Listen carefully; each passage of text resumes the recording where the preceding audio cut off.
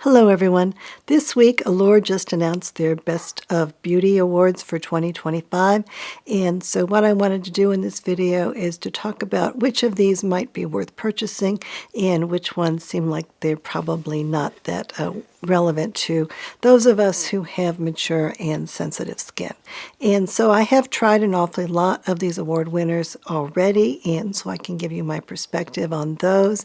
And then for those that I haven't tried yet, then I can take a look at the ingredient list and let you know what I think of them based on what I've been hearing about them and about whether or not they are likely to be appropriate for those of us who do have more sensitive skin. And in this video, I will be talking about the award winners, and then I also will be talking about the Reader's Choice Awards from Allure because those were announced a couple of months ago as well.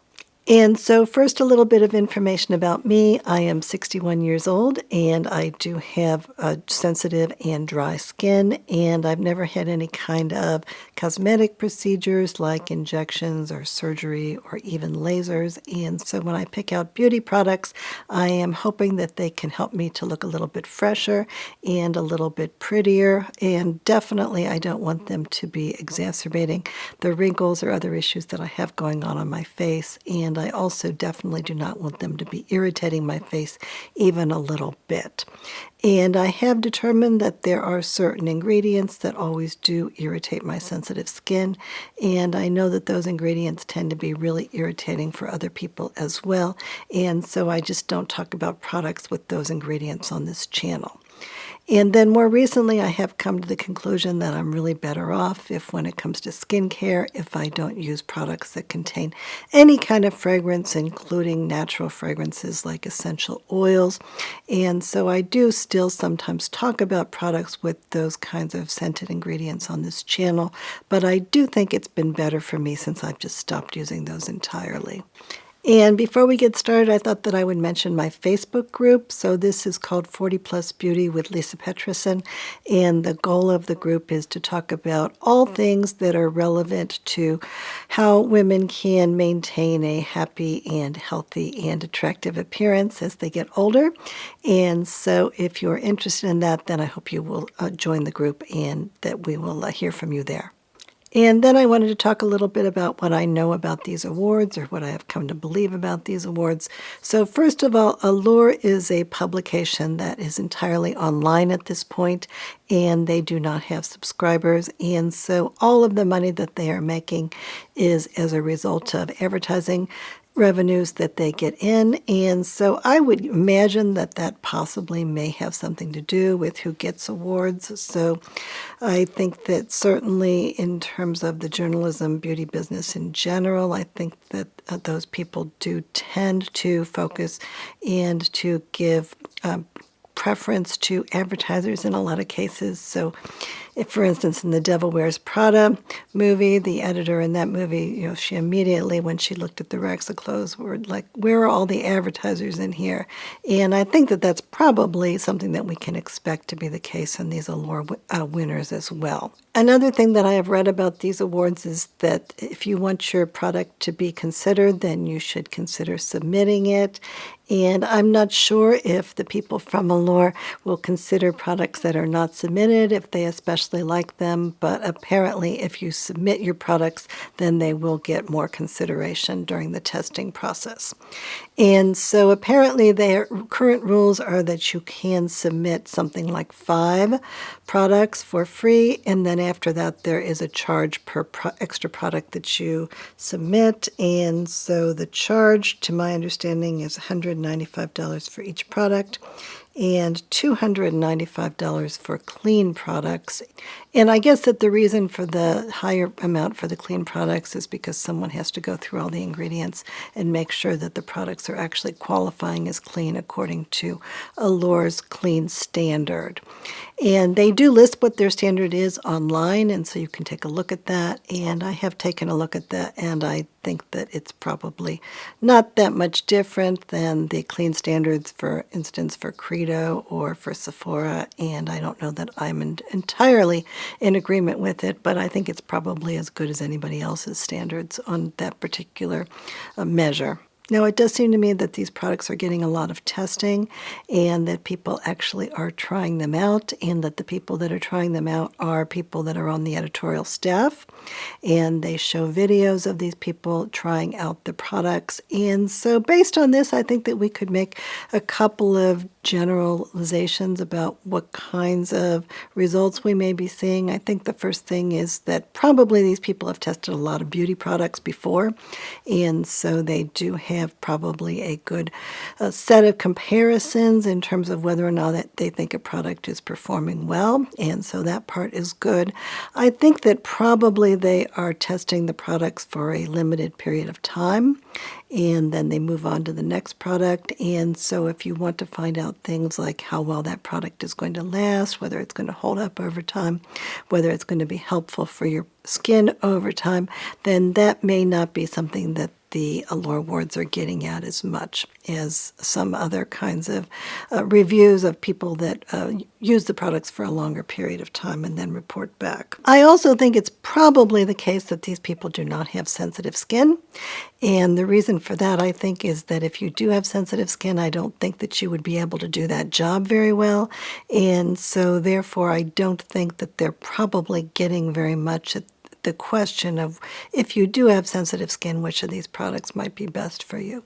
They do have a sensitive skin category, but I think that that category is more based for products that are self-identifying as being for sensitive skin, rather than necessarily how the products are performing on people who actually do have sensitive skin.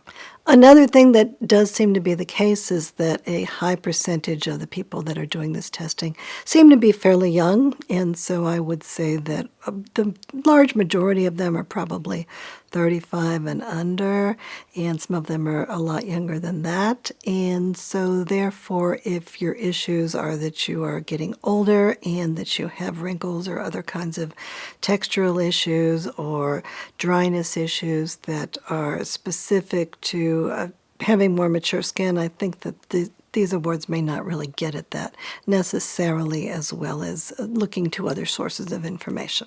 And I think it's probably also expected that these beauty journalists really don't know very much about particular ingredients or how formulas work, or are really able to just look at an ingredient list and predict whether or not this is going to be a good product, or to figure out whether or not there are problematic ingredients in the products that maybe would not be the best for anyone to be using. I don't think that they're really getting at any of these questions. And in general, I don't see that as something that beauty journalists really think about a whole lot. So I think in general that if we look at these winners, that we probably should not be expecting them to necessarily be the best product that is on the market in each of these categories. I don't think that they're really looking at every single product that is out there and trying to decide which one is the best. And I also think that if we are looking at it from the perspective of people that have sensitive skin or mature skin, that we should necessarily expect their preferences to be in line with the things that are needed for those kinds of people, and that their particular choices are going to serve those populations well.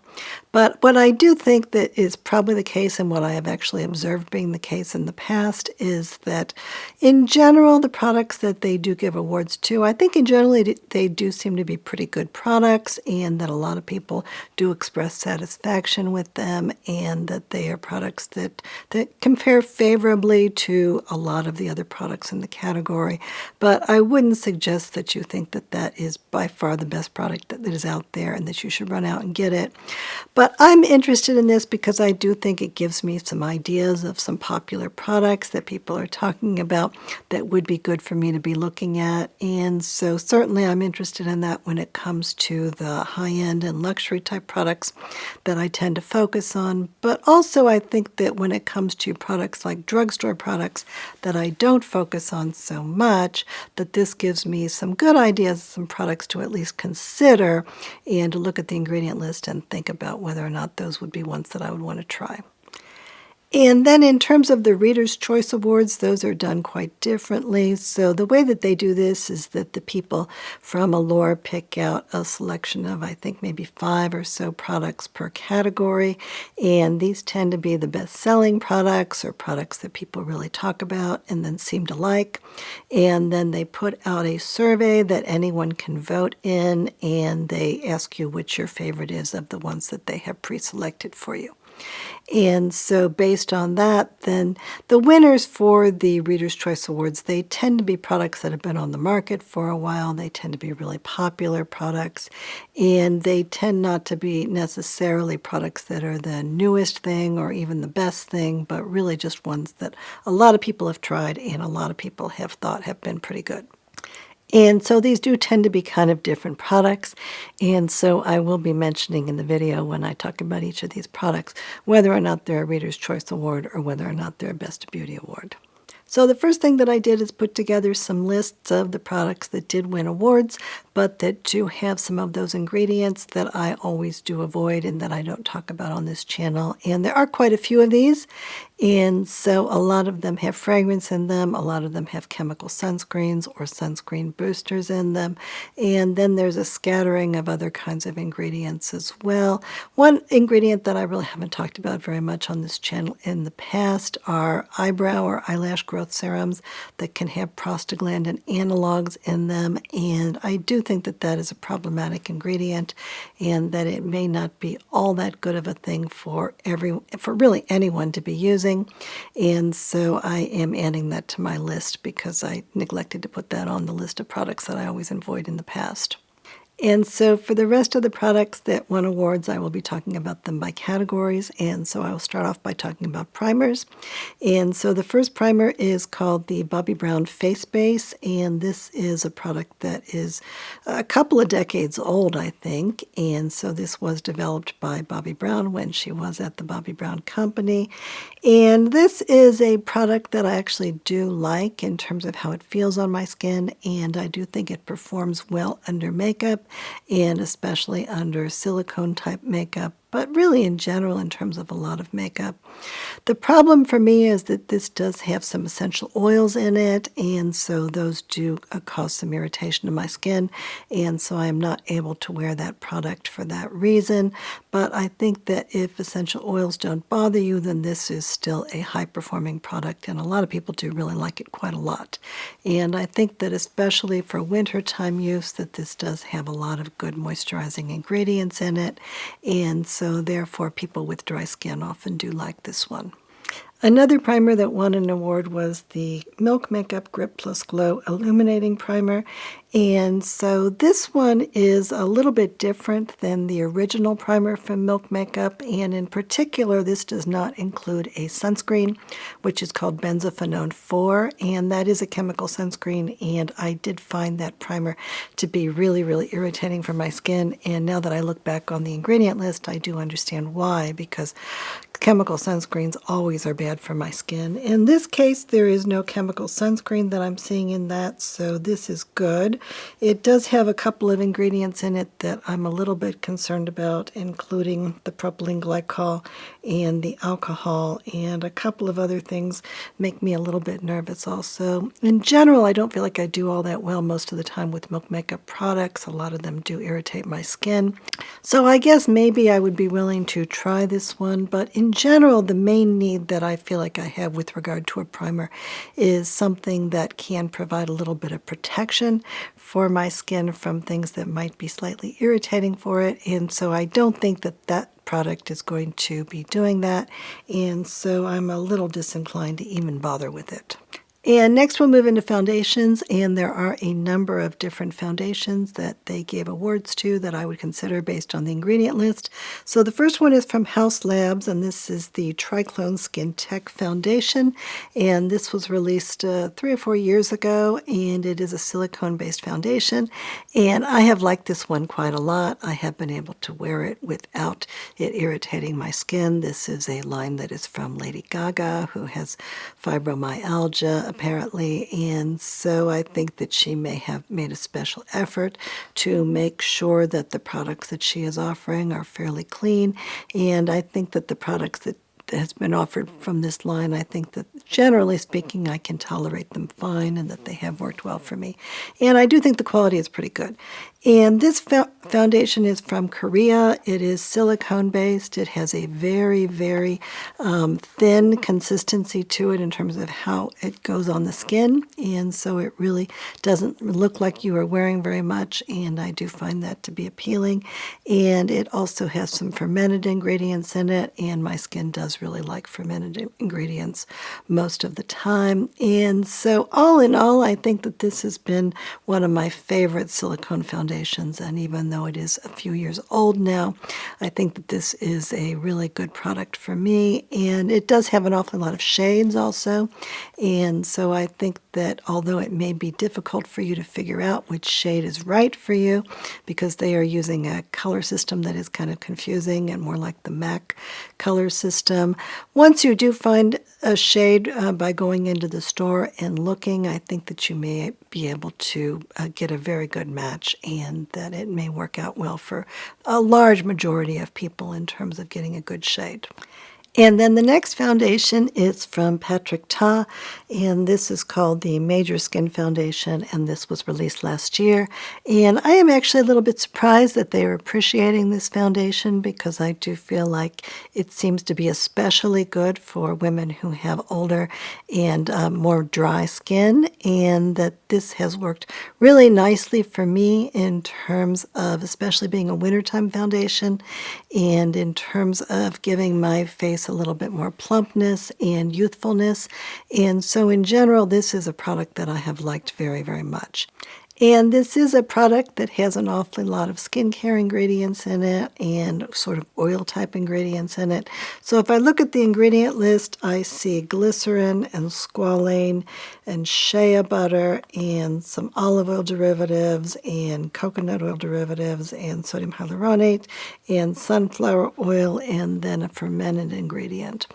And so I do feel like it's very, very good for my skin, but it also is the case that this is not going to set down on its own, and that if I'm going to use it comfortably and to have it stay in place, then I really feel like I do need to use a setting spray as well as a good setting powder on it. And so, for instance, the setting spray that I tend to use with this is the Makeup by Mario setting spray, which I think has been terrific for me. And then in addition, I will use a setting powder like the Jones Road one, or maybe the Polite Society one that does absorb oil well. But in general, if I do that, I think that this is one of my favorite foundations. I wouldn't wear this in the summertime. I think it's much better for me in the wintertime, and I do really, really appreciate this one. And it comes in a lovely glass bottle, and I think it comes in enough shades that many people should be able to get a good match. And then a third foundation type product is this one from Kylie Cosmetics. And so this is called the Skin Tint Blurring Elixir, and it is $34. And this came out last year, and so I compared it to a number of other skin tints that I've tried in the past. And I really think that compared to many of the other skin tints that are out there, that this one actually performs really, really well, and that it is a reasonable price. This is made in Italy, and I think that it looks very nice on my skin. I think that it performs very similarly to some of the other really expensive skin tints that are out there, like, for instance, the Dolce & Gabbana one. I think it's probably made by the same people as the Dolce & Gabbana one. And also, I think it's fairly similar to the Lisa Eldridge one and to other skin tints that are more expensive that people do like. And so, although I'm not really a fan of the Jenner Kardashian family, nonetheless, I do think that this is a very good product. And it also has the advantage of being available in many Ulta stores. And so if you want to go and give it a try, then you can probably do that pretty easily in the store. And then on the other side of the price spectrum, we have a product that is from Tom Ford. And this is called the Architecture Soft Matte Blurring Foundation. And this was released last year, and I think that when it came out, it was priced at something like $150 or maybe more than that. And I don't think they sold too much of it at that price, and I don't think that people that tried it thought that it was worth that price, but they do seem to have decreased the price just permanently now. And so now it is priced at $95, which is a little bit more within at least conceivable things to try at that price. I think that the old price was kind of totally like out of range. So I have been experimenting with this a little bit, and I would like to do a video on this product and on Tom Ford products that I've tried in general. And so far, I think that there is some potential there for some people, and so I'm looking forward to talking about this a little bit more. And by the way, the actual Tom Ford has nothing to do with this Tom Ford brand anymore. He has totally broken off relations with Estee Lauder, and so this is just an Estee Lauder product now, and a very expensive Estee Lauder product. And then another foundation that won an award is this product from LYS. And so this is called the Triple Fix Foundation Stick. And my feeling about this product, I reviewed it in a video that I did on LYS and other affordable makeup products a few months ago. And I do feel like this one exacerbated the texture on my face a bit, and it did make my wrinkles look worse. And even though it is very creamy, I felt like that is kind of a deal killer for me. So I think that for younger people, this might be an appropriate product, but for me, this is not one that I intend to keep using. And then there is one drugstore product that I would consider based on the ingredient list, and that is the Maybelline Superstay Lumi Matte Foundation for $16. This is a silicone foundation, and I don't see a lot of ingredients in this that make me think that it has a lot of skincare benefits to it, and there are some ingredients that would make me a little bit suspicious that this might cause irritation to my skin. In general, it tends to be the case that I don't feel like I do all that well with most products that are like base products that are from drugstore type companies. I think that in general they tend to use a higher amount of preservatives in those products, and that they tend to use ingredients that are lower quality. And so between those two things, I do think that they tend to irritate my skin a lot more than the high-end or luxury foundations do. But at least I think that there is nothing in that product that makes me think that I absolutely wouldn't want to even try it. And the Charlotte Tilbury Airless Flawless Foundation, that one won a Reader's Choice Award. And that one was just reformulated just like a month or so ago. And so I think that the Reader's Choice Award was for the older version of it. And I feel like the newer version, from what I've heard, I don't feel like it's worse than the older version in terms of the performance. This is a silicone foundation. It does provide a lot of coverage to it. I've heard kind of mixed results about it. And so my plan with regard to that one is that I think that I may try to go to Sephora and to get a sample of that and to see how well I do with that rather than actually springing for it. And the next product is from Sarah Creel, and so this is called the Face Flex Concealer. It is $58. And this one was released last year, and this actually was one of my favorite products from last year, and an awful lot of other people like this one as well. Sarah Creel is a line that is developed for women who are over 40, and so it is designed to be a lot different than a lot of the older liquid concealers. It's supposed to not exacerbate texture. It has a lot of moisturizing type ingredients in it, and I think it has performed really, really well for me under my eyes, on the rest of my face, and then also as an eyelid primer. And so I have heard an awful lot of other people really like this one, including people that are younger than 40, but certainly a lot of people that are getting older seem to like this one quite a lot. And the main objection to this one is the high price. $58 is pretty expensive for a concealer, but it is the case that there is a lot of product in this container, and that if you calculate it on a per milliliter basis, that this really is not more expensive than many of the other concealers that are on the market, and so therefore it could be worth considering for that reason. And they did come out with a bunch of new shades in this, and so I was happy to see that. And so therefore, even if you weren't able to get a good shade match in the past, you may be able to get one now. And if I look at the ingredient list for this, it does have some moisturizing ingredients in it, hydrogenated olive oil, unsaponifiables, and also some fermented ingredients, which I always do like to see, and caffeine, which is anti-puffing. And in general, I do think this has performed really, really well for me. So I have used an awful lot of this so far, and I think that pretty soon it's going to be time for me to buy a new bottle, probably during the Sephora sale. They also gave an award to the Armani Luminous Silk Concealer, and this is one that I purchased several years ago. I don't feel like this one has done as well for me. I don't think that it is as good as blurring the texture under my eyes, and I also think it's a little bit irritating for my skin. And then there are a couple of other concealers that I'm interested in. So the first one is from Estee Lauder, and this is their Double Wear Concealer. And I think this one was introduced towards the beginning of this year.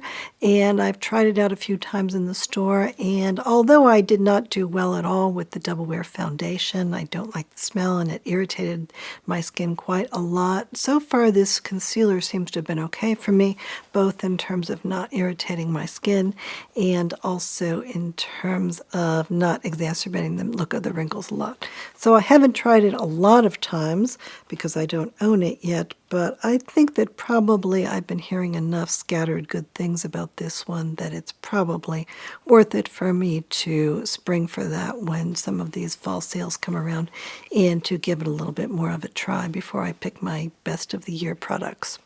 And Make Beauty is a brand that I have tried a few products from, and I feel like I've done pretty well with the products that I've tried so far. And this concealer of theirs, this one looks like it should be okay. It is a silicone concealer. I do see that it has squalane and caffeine and coffee seed extract and sodium hyaluronate in it. And in general, I think that I would like to try some more MAC products and do a video on MAC, and this is one that I think might have potential even for people with older skin. And another concealer product that I like is a stick concealer that is from Merit. And so this is called the Minimalist Complexion Stick, and I have done really well with this. I think that this does a good job of both working under my eyes and on the rest of my face and not exacerbating the texture a lot. And a while back, maybe 6 months or so ago or so, they came out with a bunch of new shades. And so I do think in the past that I've had a hard time getting a shade that I thought was really good for me. But now they do have more shades, and so that does make it more appealing as well. And that is a Reader's Choice Award, and I do think a lot of people have tried that, and a lot of people do really like it.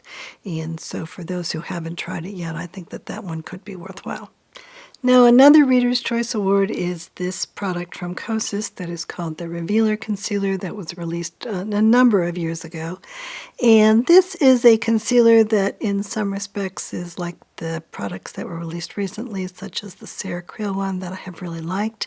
So this one does have, for instance, caffeine in it. It does have some moisturizing ingredients in it. I see sodium hyaluronate and also squalane and some arnica extract. So in general, I think that it does have some moisturizing ability to it and hydrating. I think that there are a couple of issues with this one. I don't think it looks as good on my face as, for instance, the Cerecreal one. I think it looks a lot better than a lot of concealers that are out there, but I think it's not quite as good as some of the newer ones. And it also has a chemical in it that is called phenethyl alcohol, and this could be derived from roses, but it's probably made in a laboratory, and it smells like roses. And for me, that particular ingredient tends to be irritating.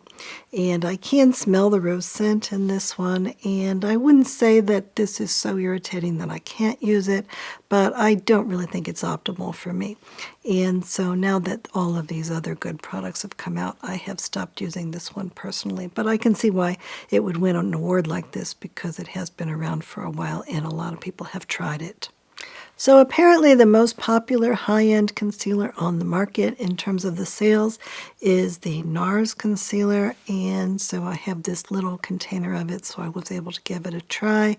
And my experience with this one is that I don't think that my skin likes it all that much, and in addition, I don't think that it works all that well for me in terms of disappearing into my skin and not making my wrinkles look worse. But this is a much older concealer. I think it may have been out for for 15 years or more. And so I think there just are an awfully lot of concealers on the market now that, especially for people with mature skin or sensitive skin, that there's a lot of better concealers that are out there.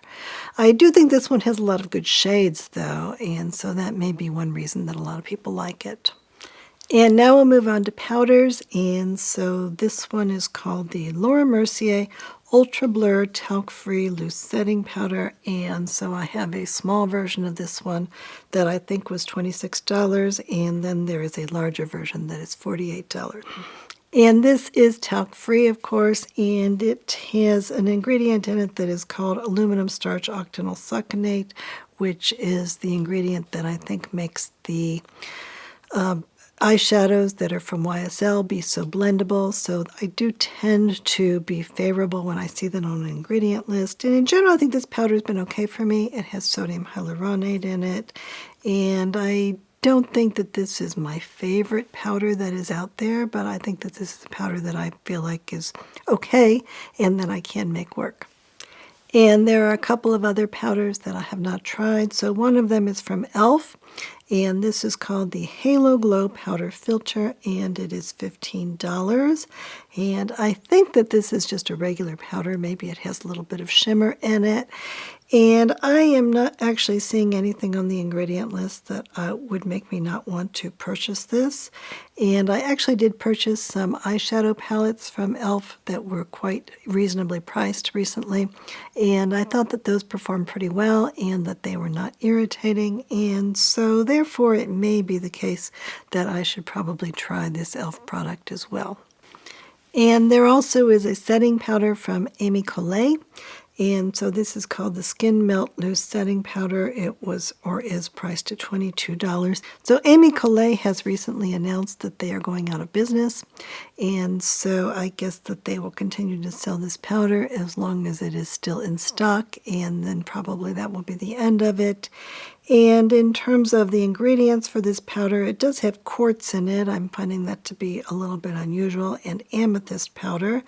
Other than that, I think the ingredients look okay. I'm seeing sodium hyaluronate and squalane, and so it's probably a little bit on the moisturizing side.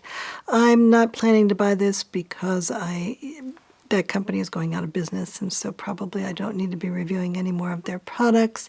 But in general, I would be willing to try that product based on the ingredient list, and if you can get it on sale, maybe that would be worthwhile. And then next we have bronzers and contour sticks, and so the first one that I have is from Westman Atelier, and this is the Face Trace Contour Stick, and the full size for this one is $48. And so I have tried this one. I have a small mini version in their medium shade, which is called Truffle. And then I have tried the lighter shade in this little kit. I've got a whole bunch of these little samples, and I've tried it out in the store, and that shade is called Biscuit. And so in general, I tend not to use contours very often, if ever, on my face. I feel like my face is sort of getting gaunt enough that I don't really need to be contouring, and I'm really looking for things that are kind of on the natural side rather than making myself look like I have cheekbones by using a contour.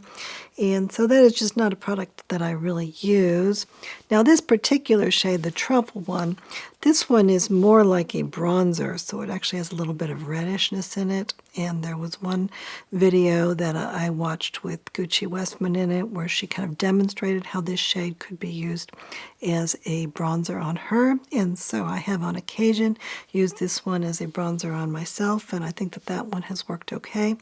I do think that if you want to use a contour, that this is actually probably about as good as anything that you're going to find. I do think it blends in really easily. I think that this shade of the Biscuit, that this one is not so gray that it looks really fake or weird, and that it just does provide just a little tiny bit of a look of a contour without it being really dramatic and without it being hard to blend. So I think that that is probably worthwhile getting a prize for the best of contour sticks out there, or best of contour products that are out there. And then another product that I think is more like a contour than a bronzer is this product from Makeup by Mario. So it is called Soft Sculpt Bronzing and Shaping Serum.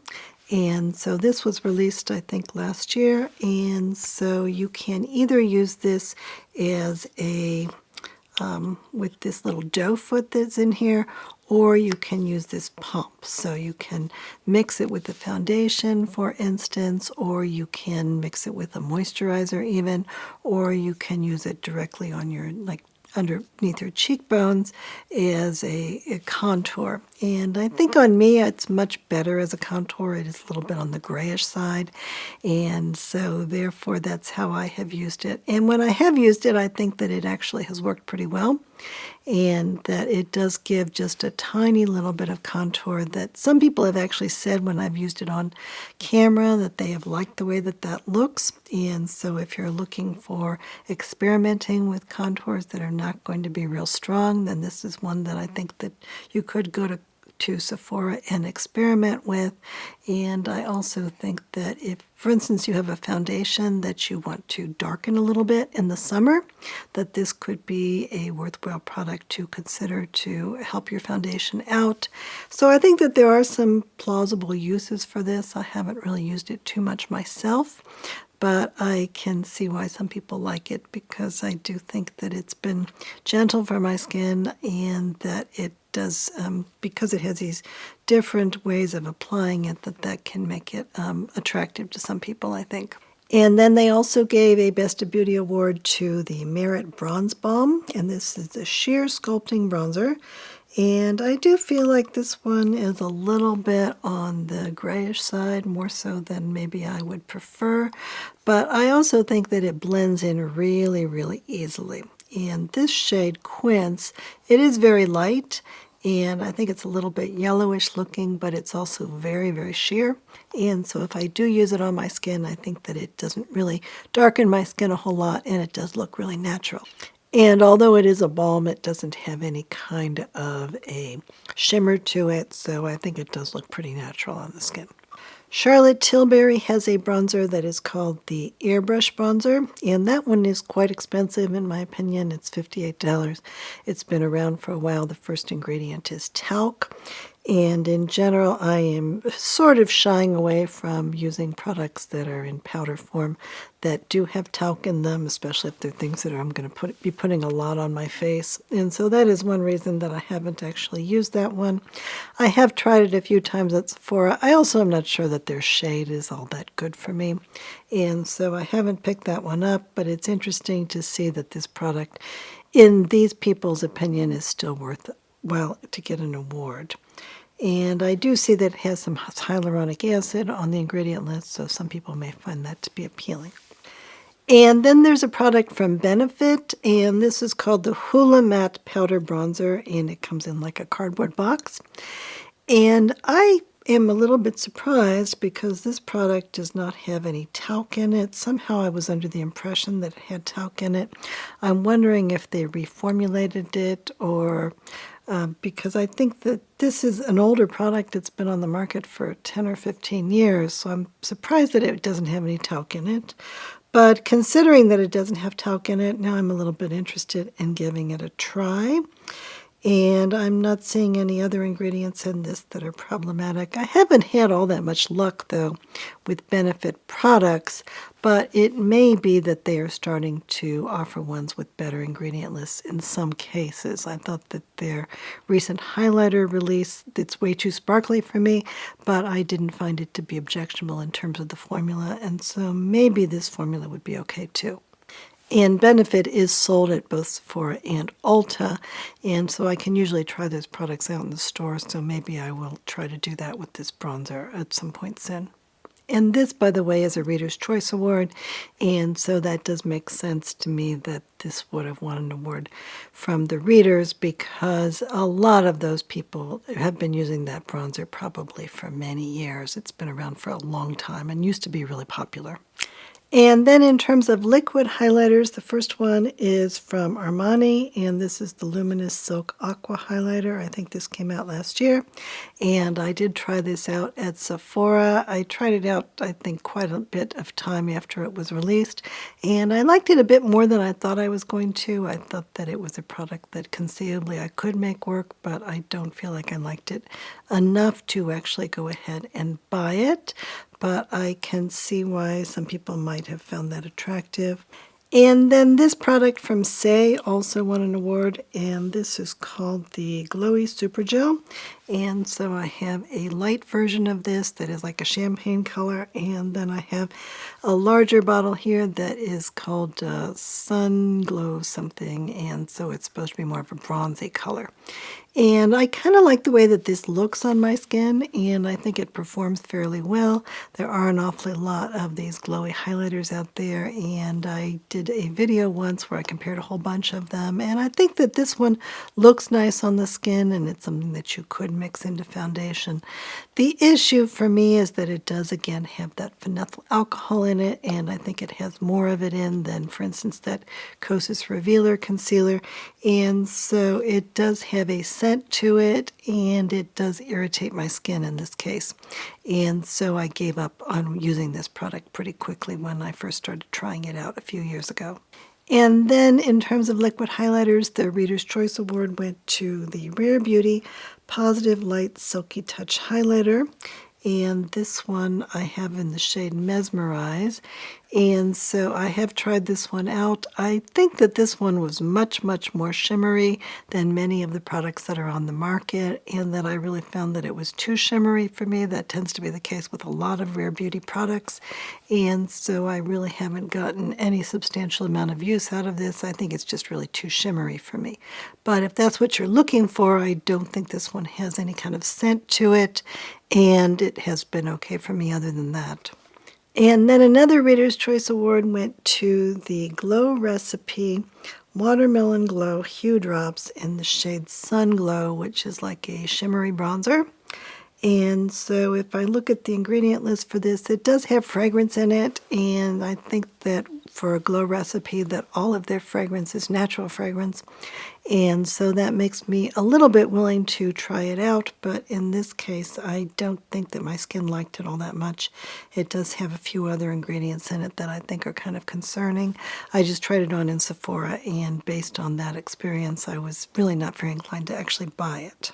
But a lot of people do like these Glow Recipe products, and so I can see why it might have won an award from sort of a general population. And in the category of cream highlighters, the first product is from House Labs, and this is their new BioRadiant Glossy Highlighter Balm that came out a couple of months ago, I think. And so I did go to Sephora and I tried all of the shades. There are quite a lot of shades, maybe like 8 or something. And there's also a clear version, and my experience with that was that I didn't really like the way that any of the shades looked on my skin, and that the only one that I really liked was the clear version, and I did pick that one up, and so I have tried it a number of times, and I think that the clear version, if the goal is just to give your skin kind of a glassy type of a look, that is sort of like the kind of a look that clear version of, for instance, the Jones Road Miracle Balm might give you, that one is okay. It doesn't have a scent in it. It's not irritating for my skin. But that in general, I really didn't like the way that any of the versions that were not clear looked on my skin.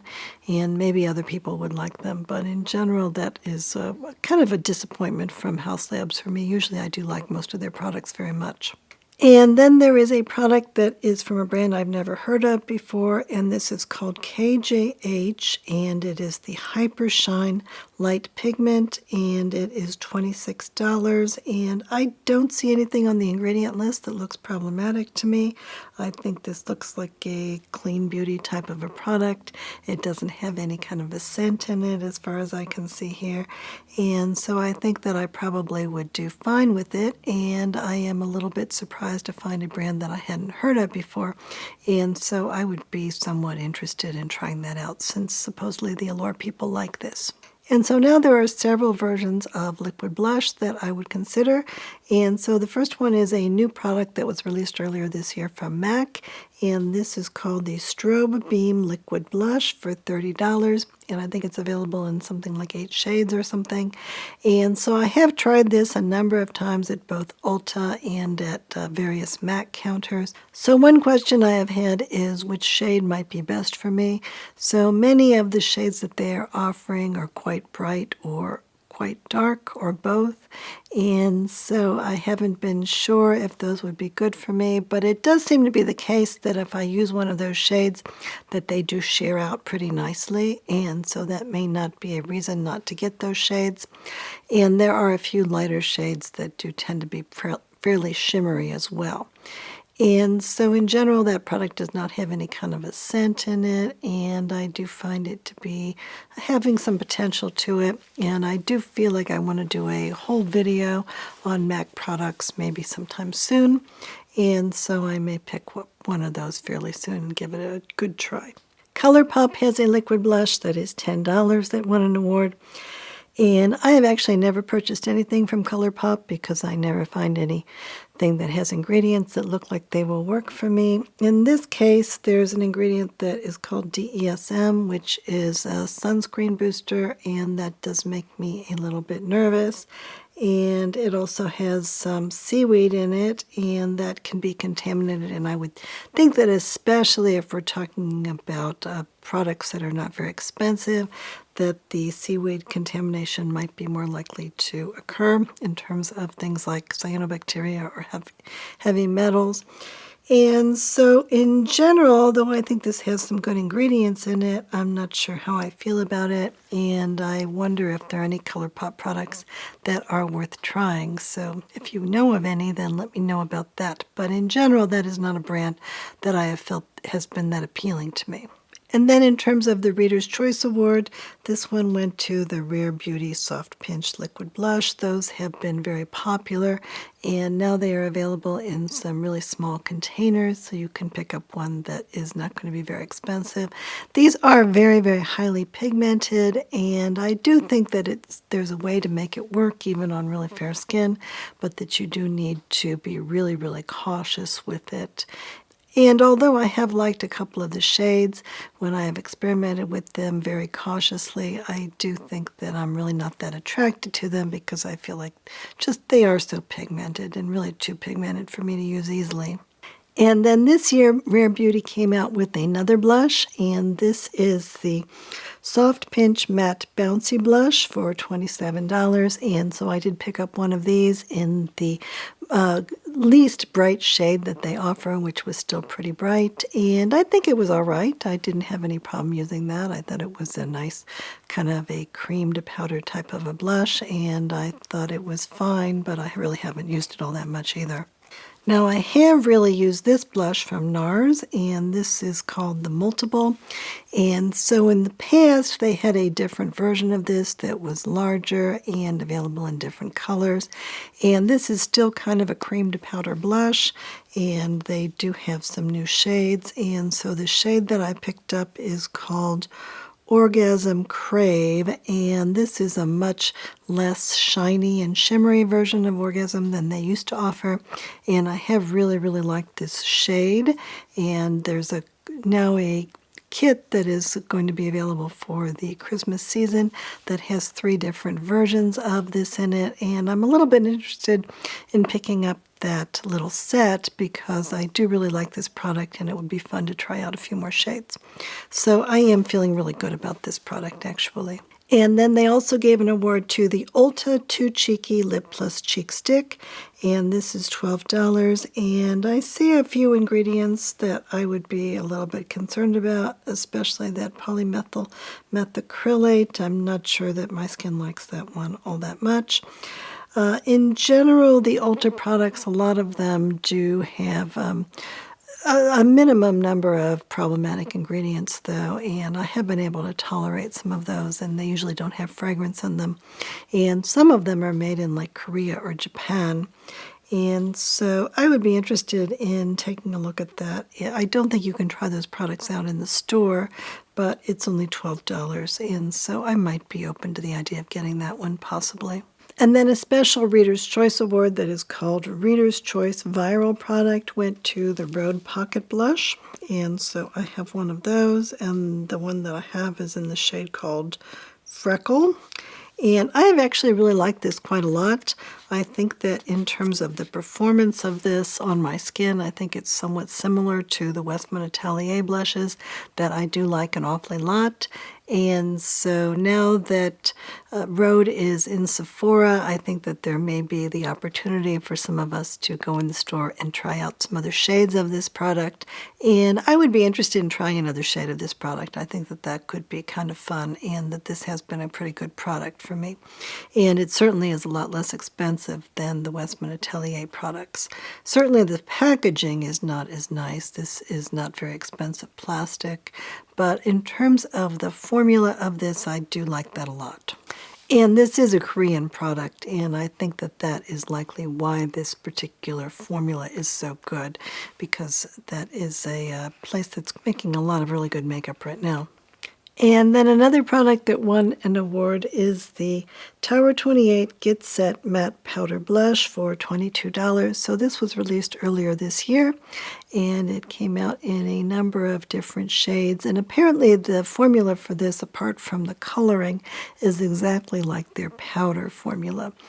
And so I think it's a little bit odd for them to be offering a blush that is supposed to be setting and oil absorbing, because I would think that the cheeks are the least area of the skin to be needing to absorb oil. But I think that, again, we're talking about people that have very young skin, and so maybe it's the case that they are using a really heavy setting powder on the T-zone, and that on the cheeks they're just using a smaller amount of this powder. I thought that the powder was okay. I wouldn't say that that was my favorite blush that was released this year, but I thought it worked out okay for me, and I picked out a shade that was called Long Beach Iced Tea, I think, which was kind of a brownish type of a blush that I did find to be attractive. What did happen was that the blush, even though it was just in my makeup bag, and even though I didn't drop it or anything, it all cracked into a billion pieces. And so I do think that that is a really fragile product, and so I would kind of warn people that if they are going to buy that one, they should probably be a little bit protective of it, because it does have the potential of breaking pretty easily, I think. I did repurchase it because I wanted to continue to use it, but in general, I think that it's okay as a powder blush. But for me personally, with my very dry skin, I didn't find that one to be the one that I liked the most. And then they also gave an award to the NYX Buttermilk Powder Blush for $11. And this is talc-based. Talc is the first ingredient in this. And then it has some scent ingredients, which are limonene and linalool and flavor. And so all in all, between the talc and the flavor and scent ingredients, this is probably one that I will not be interested in. And then in terms of Reader's Choice, there was an award that was given to the Hourglass Ambient Lighting Blushes. And so the price for the regular version of those is $48. And the ones that I have one that's in this little container that I bought individually. And then I have a couple of palettes that have some blushes in it. So for instance, this was a custom palette that I purchased recently. And I think these blushes are okay. After a lot of experimentation and a lot of trial and error, I'm not sure that they are the blushes that I like the most in terms of the looks that I am getting with them. I do really like the ambient lighting powders. So these setting powder, or finishing powders, I guess they are. These are ones that I think do provide a really pretty look to my skin if I just put those on toward the end of the look. And I think that the powder blushes are fine, but I don't know that they're worth quite as much money as they are charging for them. And I do think that personally there are powder blushes on the market that I like better. And I feel like I actually even like the Kosas powder blushes a little bit better. And then next we have setting sprays, and so what I will say first is that until last year I really didn't think that there were any setting sprays on the market that I was interested in using. In general, these do tend to often have fragrance in them, and they also tend to have alcohol in them and other ingredients that I don't think are that great for my skin, but I do really like the Makeup by Mario one, I like the NARS one, and now there are a few more on the market that I would consider also. So the one that they chose was the Danessa Myricks Yummy Skin Setting Spray, and that one has alcohol and also a few other ingredients that I don't feel entirely comfortable with. And so even though a lot of people do really like the Danessa Myricks line in general, I am a little bit suspicious about that one. And then the other product that is a setting spray is from Tear, and so Tear is a brand that I've been hearing about to a certain extent because they make some cushion foundations that some people like, although I haven't tried those because they have fragrance in them. I don't see fragrance being in this setting spray. It is called the Mask Fit Makeup Fixer. So I think this is a Korean brand or an Asian brand, and so people are still wearing masks a lot in Asia, and so maybe that is why it has this name. But if I look at the ingredient list for this, again, it has alcohol in it, and then it has a few other ingredients that I'm not sure that I feel comfortable with. And so I suspect that this is one of those setting sprays that probably I wouldn't do all that well with, I would think. And in terms of brow products, they picked the Glossier Boy Brow Arch. This one was released, I think, last year. And so I did pick this one up. This is a kind of a regular brow pencil, and it has kind of a medium tip on it. And I don't feel like this is a product that I cannot use, but in general, it's kind of just a regular old brow pencil. And so when I use it on my very sparse eyebrows, it tends to not create a really natural look unless I also am using a brow gel along with it. And if I do use a brow gel with it, then I think it looks okay. And I think as brow pencils go, this one is fine.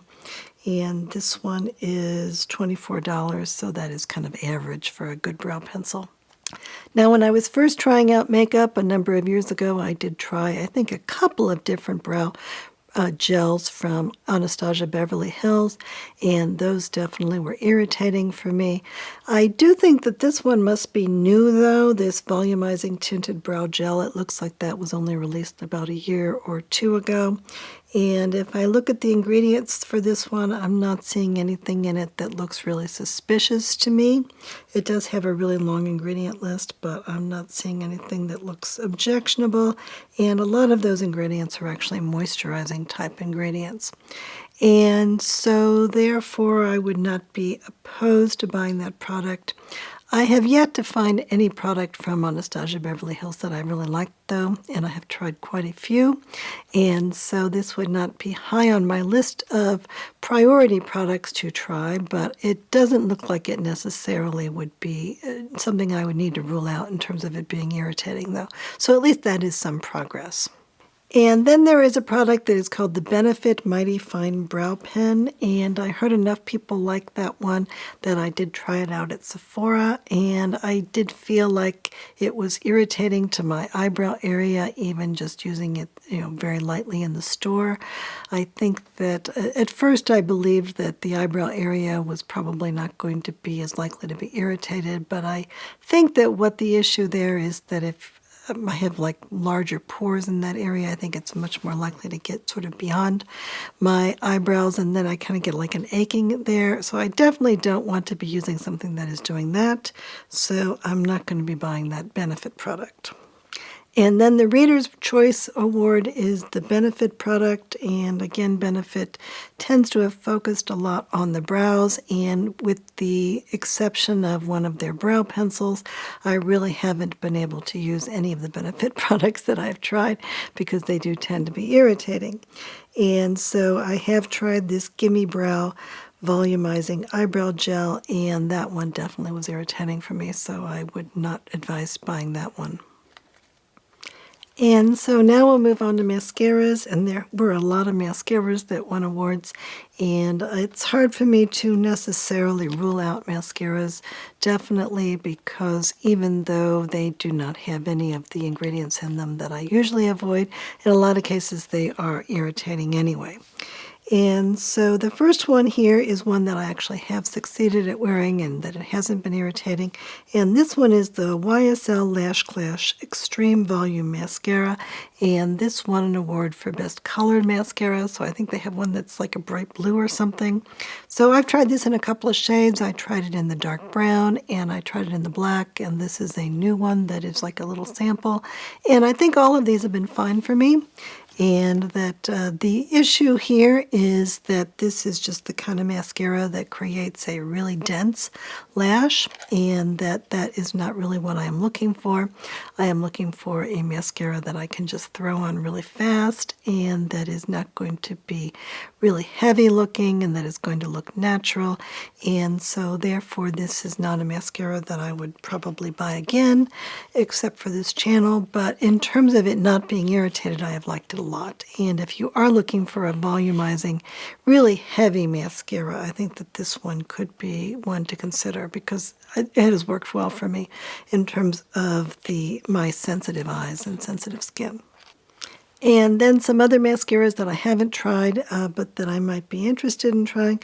The first one is the Kulfi Baddie Lash Mascara. I've heard quite a lot of good things about this one. Kulfi is more of a clean beauty type of a brand.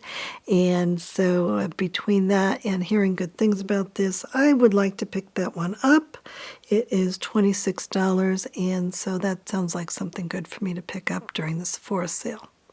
Another cleaner beauty mascara is the Gen C Spectator Sport Mascara for $26. So I actually have one of those, but maybe now that it has won this award, that will inspire me to actually try that product. And I may have a bunch of Gen C products that I was planning to review, and so maybe I'll do a whole video on that brand, just because it won this award. And another cleaner product is the Tilt Beauty Lashscape Mascara, and so I would be a little bit interested in that one. And there are a couple of luxury mascaras that make me nervous. I think that in a lot of cases, products of all kinds from either Lancome or Dior, a lot of them do cause irritation, and so I'm not necessarily expecting these mascaras to be okay for me, but one of those is the Lancome Lashy Doll Flutter Lash Extension Mascara, and a lot of people that don't have really sensitive eyes do like the Lancome mascara, and so if I got one of those for free, maybe I would try it out. But in general, I just am a little bit suspicious about whether that would be okay for me. And the same thing with the Dior Show Over Volume Mascara. That one also seems to have the potential of being problematic. And then Maybelline is always known for their mascaras, and again, I would be concerned that that one would be irritating for me, but the one that won the Reader's Choice Award is the Maybelline Lash Sensational Sky High Mascara for $13, so that is certainly a low price compared to a lot of these. And then one mascara that I do kind of like is the one from Ilia. And so this is called the Limitless Lash, and this one won a Reader's Choice Award, and it now came out in a brown shade. I think that is new this year, and I haven't actually tried out this brown shade, but I do want to, and I'm actually interested in doing a video on brown mascaras because there are quite a few of them out there now. And so I have liked the Ilia mascara in the past. This one that's more lengthening one I have liked. And there's one that's volumizing that I don't like as much. And so this is not a tubing mascara, and so usually these days I am looking for tubing mascaras, but as non-tubing mascaras go, this one is actually quite good. And so I'm looking forward to trying this brown one. And then in terms of eyeliners, the first one that won an award is the Lisa Eldridge Kitten Flick Liquid Eyeliner for $32. I do have one of those, and I did give it a try in a video and a few other times. And I think that if you're looking for a black eyeliner that is a liquid version, that this one is actually quite nice.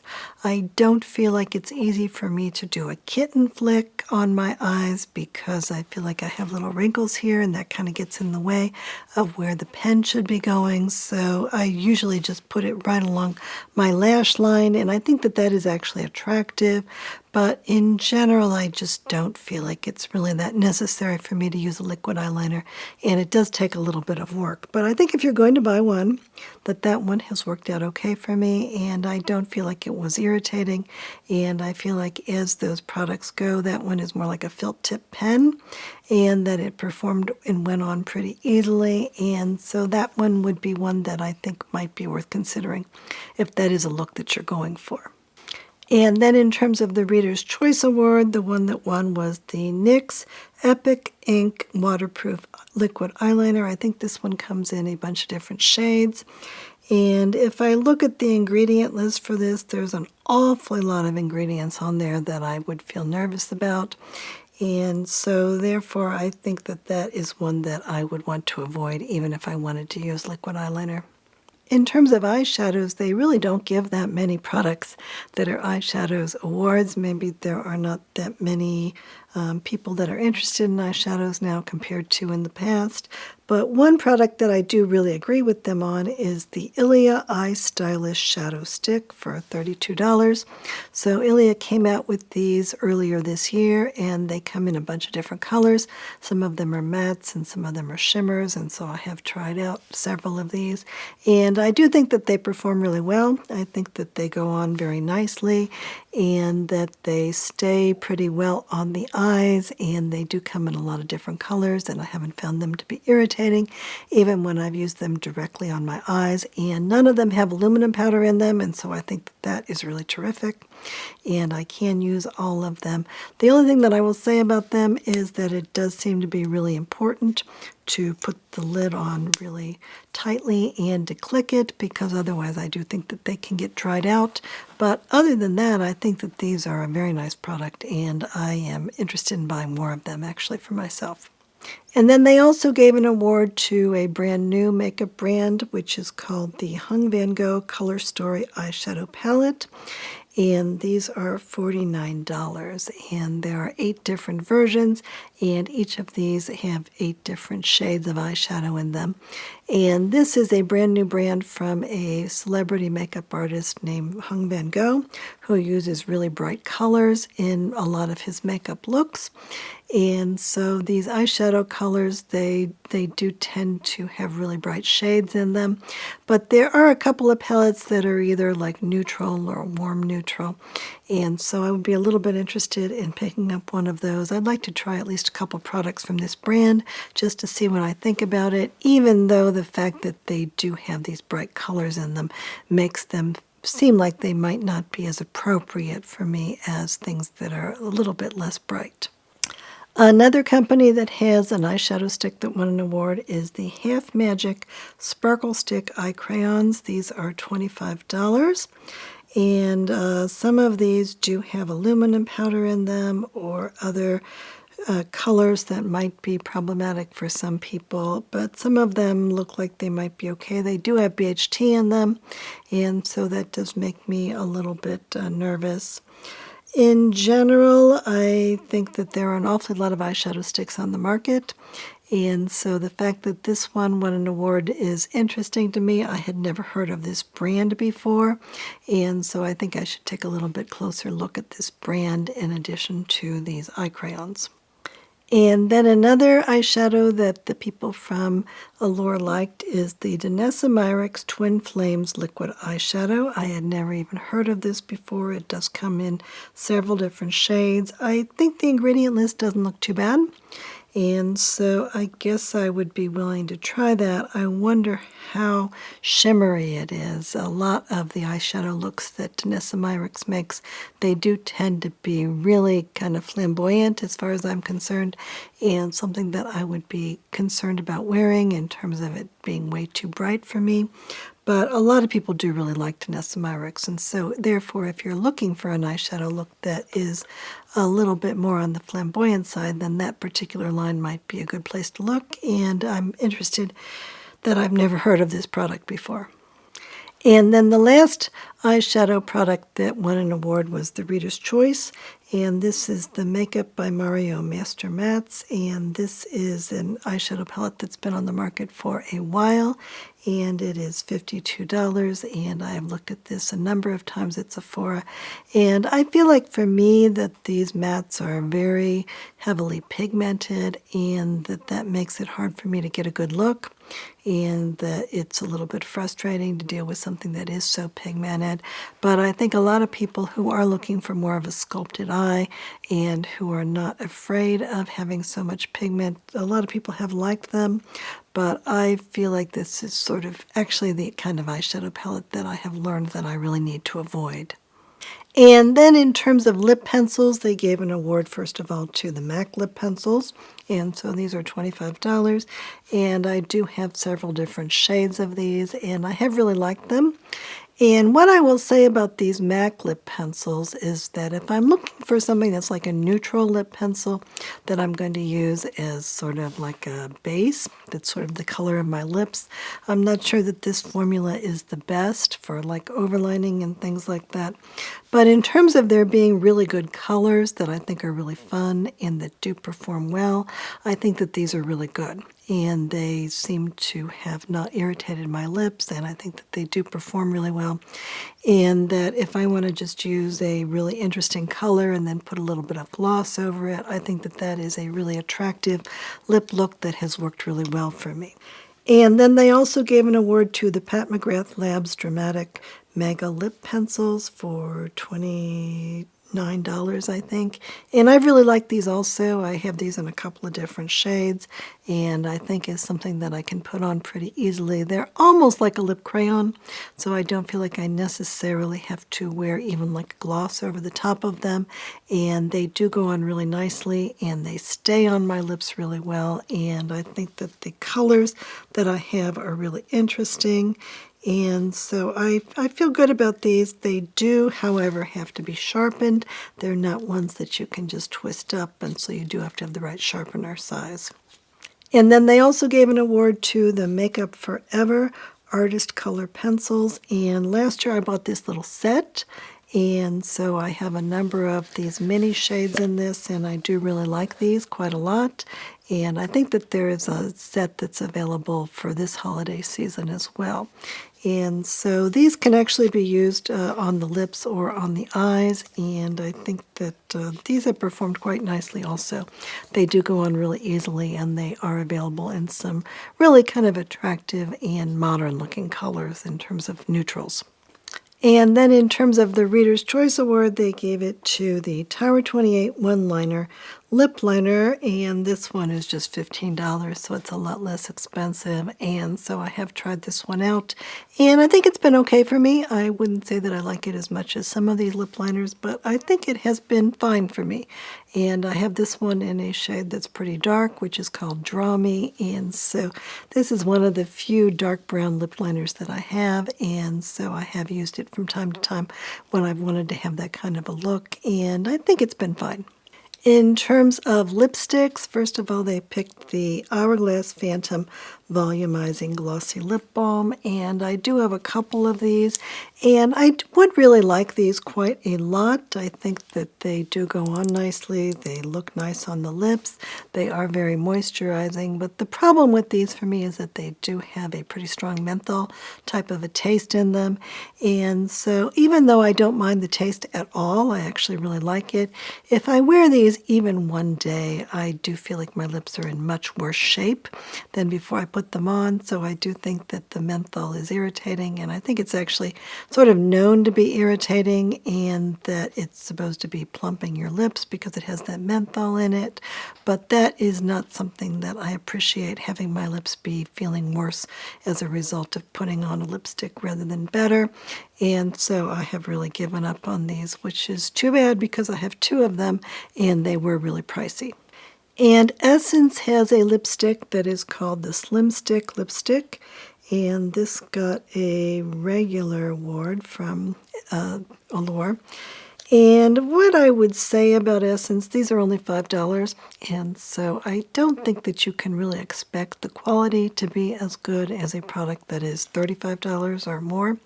And so I think the ingredients here look okay. I don't see anything on the ingredient list that is problematic, but I think that the thing that I've had with the few other products that I've purchased from Essence is that even though I don't feel like they're actively being irritating, I just don't necessarily feel that good about them. And my question with regard to products that are in this price category is whether the ingredients that they're using actually are quality ingredients or whether or not they may be sort of lower in terms of cost. And that was my suspicion with regard to the other Essence products that I've purchased. And so that would be my suspicion with regard to this one as well. But on the other hand, it is only $5, so I don't think that it would be a terrible thing for me to try it out and see what I thought of it. And if you are looking for a $5 lipstick, then this one might be one of the better ones that is out there, actually, because at least the ingredient list does not look bad. Now, in terms of liquid lip products like lip balms and lip oils, the first one that I have here is from Clinique, and this is called the Pop Lip Plus Cheek Oil, and the original color for this is the one that I have, which is the Black Honey color, and since then they've released a few other colors in some of their other Pink Honey, and there's one that's Nude Honey, I think. And so this particular product, I have tried it. I think it was okay. It doesn't have any kind of flavoring ingredients in it. I think it was slightly moisturizing for my lips. If I look at the ingredient list for this, down past the initial ingredients, I'm seeing safflower oil, olive oil, jojoba oil, squalane, a fermented ingredient, and some vitamin C. So I think this one was okay. It's not a product that I would use on my cheeks. I think that that is kind of not something that I really have enjoyed using, is putting an oily product like this directly on my cheeks. But I think as a lip product, it is okay. But I really think that for the most part, if I'm going to use a liquid lip product like this, I want it to be more moisturizing, and I would prefer that it have some kind of peptides in it. And they also gave an award to a Kosas product that is called the Wet Plumping Treatment Gloss for, I think, $24. And I have used that product. It does have a scent to it, and I think it might be slightly irritating for my lips, which is why I haven't used it very much. It does have orange oil and limonene and lactic acid and linalool in it. So it has kind of a citrus flavor, and that is a kind of an essential oil that I can tolerate a little bit better. And so I think this one was only slightly irritating for me. And in terms of the ingredients, it has some shea butter in it, avocado oil. This does have a peptide in it, tripeptide 1, and some sodium hyaluronate. So it might be somewhat hydrating for a lot of people, but for me, I wouldn't buy it again because of that slight irritation factor. And from a company that I had never heard of before, this is called the Ortega Liquid Icon Hyper Gloss. And I am not seeing a lot in this product that I think would be really irritating, but I don't feel like it really looks like it is a moisturizing product, and I'm not seeing peptides in it, so I feel like it's really just a plain gloss that's not going to be that good for my lips, and so probably I will skip that one. Now, Necessaire is a brand that, in general, I like a lot of their products quite a bit, and unfortunately, they have started putting some fragrance in some of their newer products, and so that has been somewhat frustrating for me, but a lot of their products I still do like quite a lot, and one of their newest products is this liquid lip balm, and so this is $25, and if I look at the ingredients for this, it does have peppermint oil in it and saccharin, and so that does make me a little bit concerned about it, because even though I really like the taste of peppermint oil, I think it's possible that it may be slightly irritating. Also in this particular product, I'm seeing quite a few actual moisturizing ingredients. So I see shea butter, and I see niacinamide, and several kinds of ceramides, and sodium hyaluronate, and Centella asiatica extract, which a lot of people like. So I think that there are some ingredients in this that do make me a bit optimistic about it, but so far I haven't given that a try, mostly because I am a little bit concerned about that peppermint. But some people really like peppermint in their lip glosses, and so if that is you, then you might want to try this one possibly. And then Biossance is another company that I've had mostly good experiences with in terms of their skincare. This is more like facial skincare for the most part. And the new lip balm that they have is called the Pro Peptide Lip Perfector Balm. And this one, in terms of the scent ingredients, this has ethyl vanillin in it. And so that is something that I often do not really like. I often can tolerate it. Sometimes it seems to be a form of ethyl vanillin that I really, really dislike, and other times it's just okay. In terms of other ingredients in this, I am seeing squalene and shea butter and palmitoyl tripeptide 1 and sodium hyaluronate, and so I think that there is some potential in this. And again, I do tend to have good success with this particular company, so I would be willing to try it, but so far I haven't picked up that one yet. And then in terms of the Reader's Choice, this went to a product from Tower 28, and this is called the Shine On Lip Jelly Lip Gloss. So this was one of the first products from this company. And my experience with this particular product is that, first of all, I don't feel like it was all that moisturizing for me. And so in terms of being motivated to put it on my lips, I really didn't feel like it was that good for my lips. Certainly not as good as some of the products that have been released since then. It does have flavor on the ingredient list, and I did not really appreciate that flavor at all. I think that it may be a food-grade flavor, but I'm not sure that it is a natural flavor. And I really didn't find that to be appealing. And the other thing is that this one does go bad pretty fast. And so if you buy it, then you probably will want to use it up pretty quickly. It's supposed to have a usage life of 12 months, but I'm not sure that that is actually what you are going to get out of it. So I have purchased this a couple of times, but I'm kind of disinclined to buy this anymore. And in terms of other lip treatment products, the one that they gave an award to is the Poppy and Pout Sweet Mint Exfoliating Lip Scrub for $15. And I think that this may have won last year, and that is why I picked this up. And so I do have this mint version of it, and this one includes in it orange peel oil, orange oil, and peppermint oil as the scent ingredients. And I do think it has a pretty strong peppermint flavor, and it may have a little bit of a hint of the orange oil in it. And I do like both of those tastes, and this has been on my lips for a short period of time, just when I'm rubbing it on there, so I don't feel like it's as irritating as it would be if it were in a product that I was putting on my lips to stay on my lips. And so the ingredients in this, other than those oils, include sugar, coconut oil, beeswax, sunflower oil, and tocopherol, which is vitamin E. And in general, I do feel like this is a really clean product, and I do feel like I feel pretty good about putting it on my lips, and it is kind of on the scratchy side with these big particles of the sugar, but I feel like it's been fairly gentle in terms of being exfoliating for my lips, and that I think especially in the winter it can be a nice thing. And although the people from Allure do specifically mention the mint version of this, I also picked up another version, and I think that the main flavor in this one is pomegranate oil, but otherwise the ingredients are pretty much the same, and I feel like this one has been fine also for me, and that I am willing to use this one also. And in terms of sunscreens, Allure did give awards to a whole bunch of different sunscreens, but almost all of those either had chemical sunscreens in them or chemical sunscreen boosters, and all of those do irritate my skin.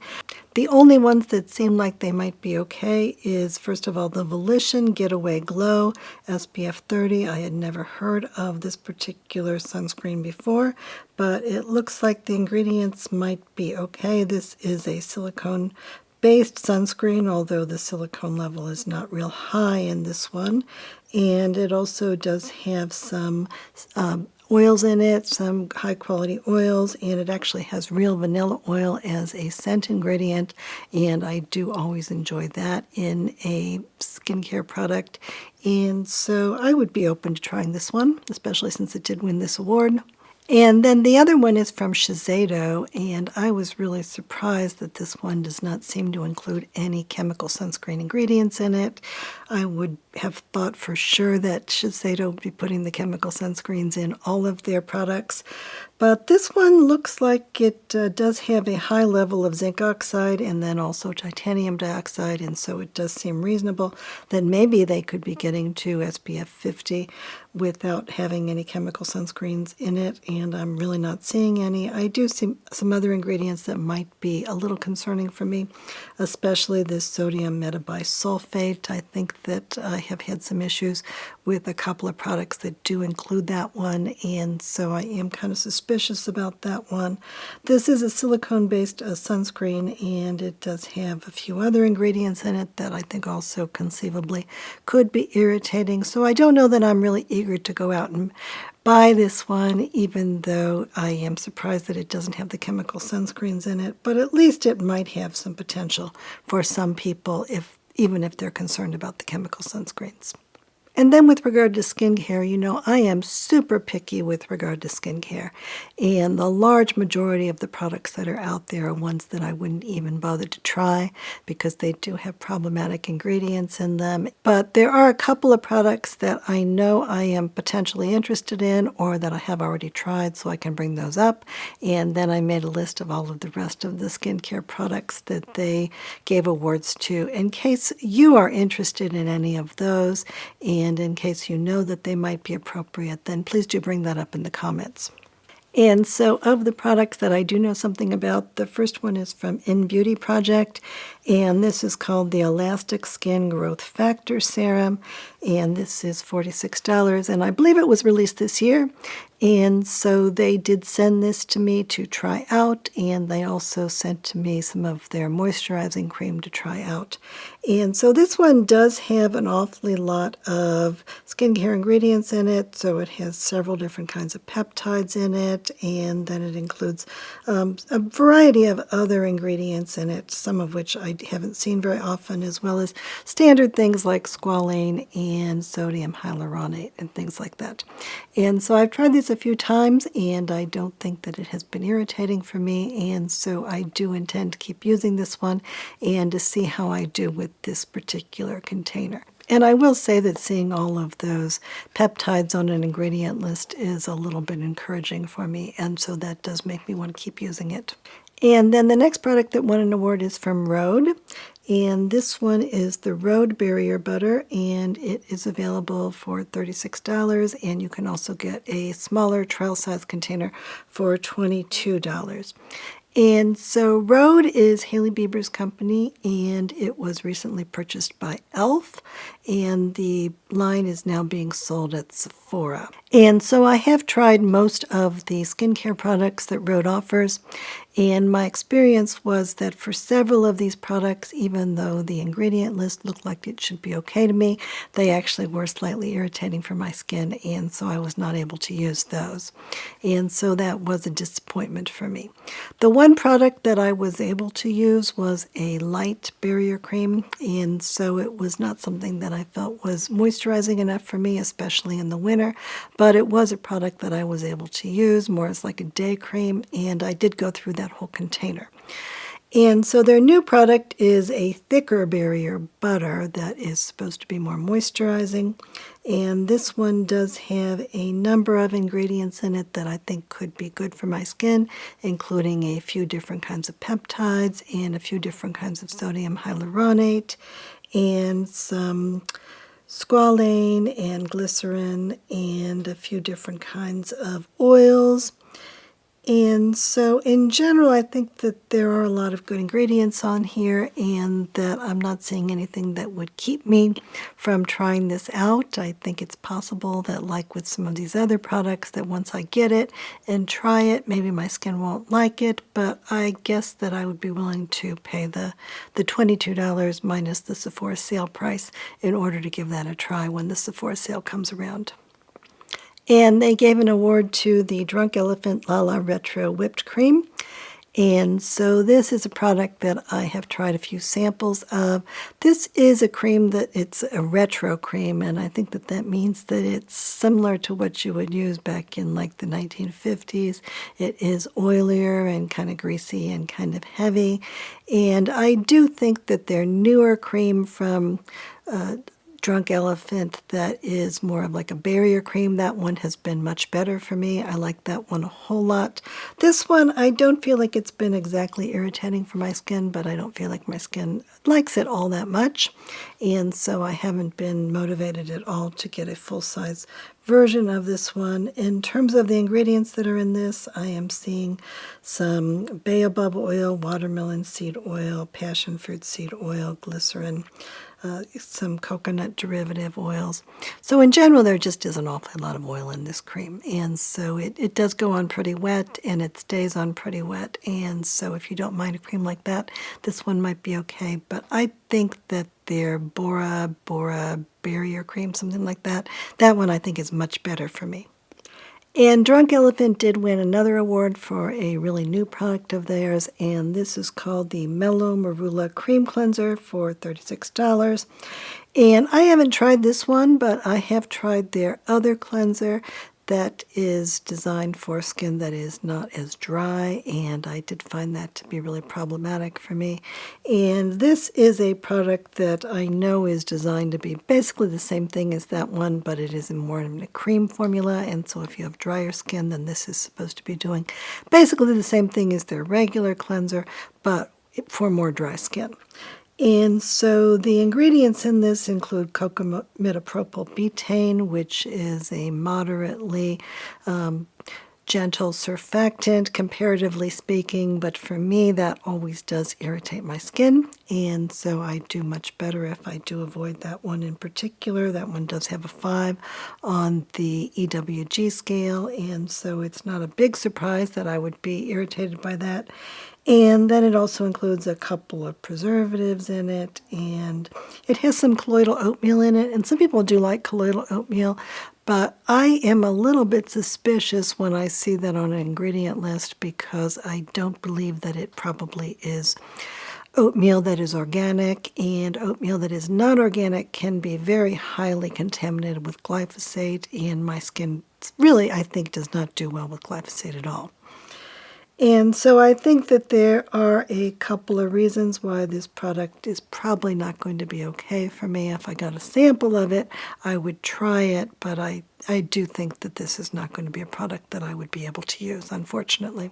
Coco Kind is a brand that is more like a drugstore skincare brand, but I do feel like compared to many other drugstore brands, they do tend to have better ingredient lists, they tend to use better ingredients, and they tend not to have any problematic ingredients or usually any scents in them. And so one of their newer products that I haven't tried yet is the Coco Kind Electrolyte Water Cream, and I am not seeing any ingredients in that one that look particularly problematic. I don't know that I'm seeing any ingredients in this that make me feel like it would be really, really good for my skin, but really this line is more trying to attract people that are really young, like in their teens or 20s, I think. And so they may not need anything that really helps their skin beyond some basic moisturizing. And so this is a fairly inexpensive cream, and so I can kind of see that if you're not looking for a whole lot from a moisturizer, except that it be kind of gentle and not be irritating, maybe this would be a good one, and maybe I will try to get it and try it out at some point soon. Dr. Loretta is a line that does interest me. It is from a skincare doctor, and it does have no fragrance in it as far as I have seen so far, and so that is attractive to me. And so this product is the Barrier Enhancing Milky Essence for $50. I don't know that I really like seeing this ingredient, which is sodium lauryl sarcosinate. That one I think is a surfactant, and I really don't like to see surfactants like that in any quantity, and the products that I used, they do tend to be irritating for me. And so that one does make me a little disinclined to purchase this one. Otherwise, I think it might be okay, and so if people don't mind surfactants so much, that might be something to consider. I think that it has this Saccharomyces lysate extract in it, which is a fermented ingredient, so that one could be good. I'm still interested in picking up something from Dr. Loretta, but this may not be the one that I want to start with, I think. Summer Fridays won an award for their jet lag mask, and so this is either $49 or $26 for a smaller version. And I did pick up a little tiny sample from Sephora by spending like 100 Sephora points or something on it, and so I did have this one, and I hadn't gotten around to trying this one, but after it won this award, I did try it a couple of times, and I'm not feeling like that is causing irritation to my skin, so that does make me want to try this, at least a sample, a few more times. If I look at the ingredient list for that, I don't see any ingredients that make me especially nervous in terms of they're likely irritating my skin. And in terms of the positive ingredients in this, I'm seeing shea butter, and I am seeing niacinamide and sodium hyaluronate and some ceramides. I wasn't sure what a jet lag mask was, but I feel like it's almost just like a plain barrier cream, and I think that that is kind of how it performed when I put it on my skin, and I don't feel like it's so much a mask that I could only leave on for a certain amount of time and take off. I feel like this could be used more like a night cream, and so I will continue to use up this little sample and see how I do with it, but so far my skin seems to be all right with it. And another brand that I have seen at Sephora and that does interest me a little bit is Dieu. I think that that means gods. And so there are a number of products that they're offering that people seem to be enthusiastic about, and I don't think that most of these products, or maybe any of these products, include any fragrance in them. So that is positive in terms of my interest in this. When I look at the ingredient list for this particular product, though, it does include some dimethicone in it. This is the Dieu Deliverance 3-in-1 Serum.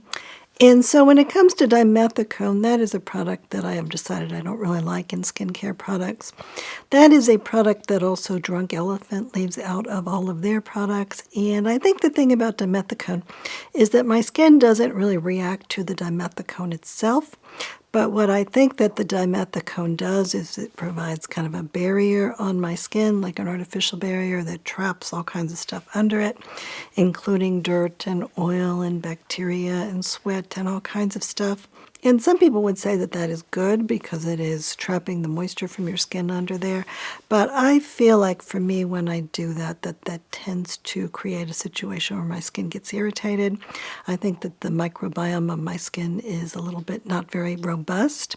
And so it is really better to be able to not have a layer on here that is causing there to be a lot of like muck under here that is sort of growing underneath the layer of silicone without my being able to easily sort of like adjust for it.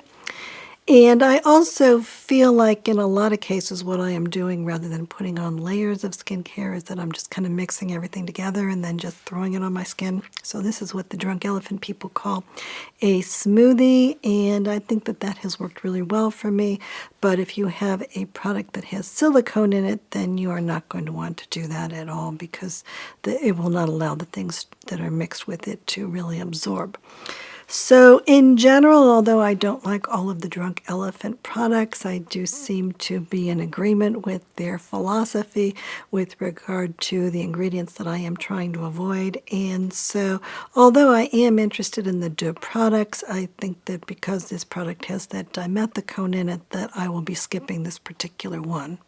But if you don't mind the silicone, then this one does have some various ingredients like peptides in it and other things that I think conceivably could be good for the skin. It does have a lot of niacinamide in it, and some people really, really like niacinamide, and I feel like my skin is not all that crazy about niacinamide. At best, it is kind of neutral, and I think it can be slightly irritating for me if there's too much of it in a product, and so that is another reason why I would be a little inclined to skip this one. If it were further down on the ingredient list, then that would be one thing, but this is the first ingredient after water, and so I think probably the level of niacinamide in this is probably pretty high. Youth to the People is a supposedly clean brand that I have tried several products from, and all of them did irritate my skin a lot, and so I have really given up on that brand entirely. I have tried this Youth to the People Superfood Cleanser, and this one does have a lot of fragrance ingredients in it, so I think that this fragrance that's listed as just unspecified fragrance. I think at some point that they did say that it is supposed to be a natural fragrance, but regardless, I did feel like it was really irritating to my skin. It also has limonene and linalool and jasmine extract in it and hexyl cinnamol, and so one of those may have been an issue, or maybe it was one of the other ingredients in it. And it does have a mild surfactant in it, which is cocamidopropyl hydroxysultane, and I think that my skin may not like that very much either. So just in general, I think that this is really meant for people who have young skin, and I think it's meant for people that have skin that is not very sensitive. And this is a product that is owned, I think, by L'Oreal. And so that is another reason that I think I may not do well with it, because with very few exceptions, all of the companies that are owned by L'Oreal tend to consistently use ingredients in their products that I don't do well with. I think that some of the products from YSL and some of the products from Armani, in terms of the makeup products, have been okay. But by and large, I think that L'Oreal is a company that just tends to make products that my skin doesn't like. In terms of body products, they gave an award to the Necessaire body lotion, and I actually do really like that quite a lot. Now, I go through that pretty quickly in the winter, and I do really like it, and I wasn't even aware so much that this does have several different kinds of peptides in it, and that may be part of the reason that I do like it. And I feel like the ingredient list is quite clean, and that it is not irritating for me at all, and there's no kind of a scent ingredient or anything in it. And it does have some good quality oils and moisturizers in it, including coconut derivatives, shea butter derivatives, jojoba oil, niacinamide, and some marula oil and meadow foam oil.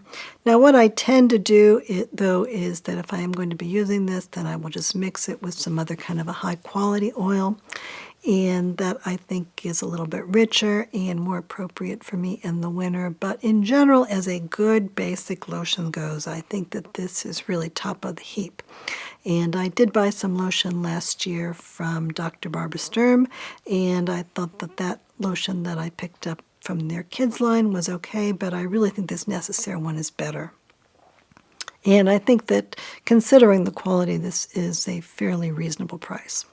And another product that won an award is the First Aid Beauty KP Bump Eraser Body Scrub. And so the idea with this is that if you have an area on your skin that is kind of on the bumpy side, like maybe your upper arms, that this is a good product to do some exfoliating, both in terms of being a physical exfoliant with a scrub and then also chemical exfoliating. And so it has glycolic acid and lactic acid in it. And I think that my body may on occasion benefit from a product like that. This one does have a number of scent ingredients in it. They are essential oil based or natural based. And so I feel like my skin was able to tolerate this one reasonably well. I don't feel like it was ideal for me. I do think it's a little bit strong and that I don't really have that many issues that I need a product like that. But some people do really like this product, and in terms of the ingredient list, it doesn't have anything in it that I think is really a no-go for me. And then Drunk Elephant has a product that is a little bit similar. It's not a physical exfoliant, but it is a body lotion that has glycolic acid and lactic acid in it. And so the idea with this particular product is, again, that it is supposed to be exfoliating, and this one is also a moisturizer, so it's one that you can leave on your body. And so I'm a little bit worried that this might be a little too strong for me, but on the other hand, I do think it has a lot of ingredients in it that are moisturizing and that I think could be good for my skin. And so I kind of have been hoping that I could pick up a sample of this, but I've never managed to get my hands on a sample. And I think I've heard enough good things about it from other people and also now from the Allure people that I really do want to try this. I feel like I've tried almost everything from Drunk Elephant except this, and that I probably should do a whole video on Drunk Elephant at some point. So probably I will try to pick this up just to give it a try. For hair care, there are a few products that I have tried. So the first one is the Lolavi Exfoliate and Detox Scalp Shampoo. And so this is a shampoo I think that you are only supposed to use on occasion, and that it's primarily supposed to be used on the scalp. I don't feel like I really need help on my scalp, and I don't feel like this product really made a difference in terms of my scalp.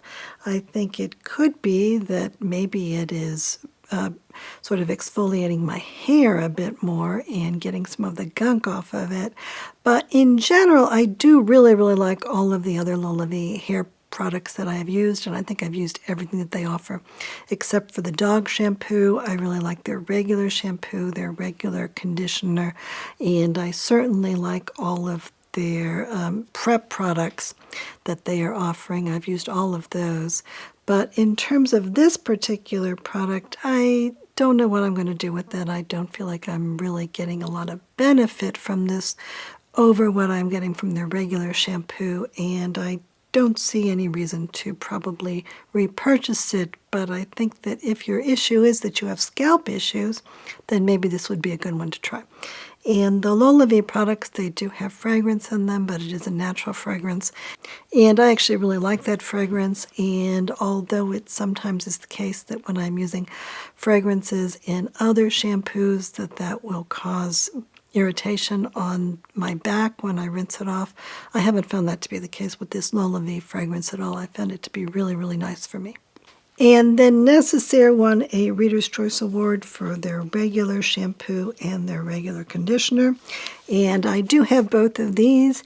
These are unscented, so that is a little bit unusual, and I did find that to be appealing.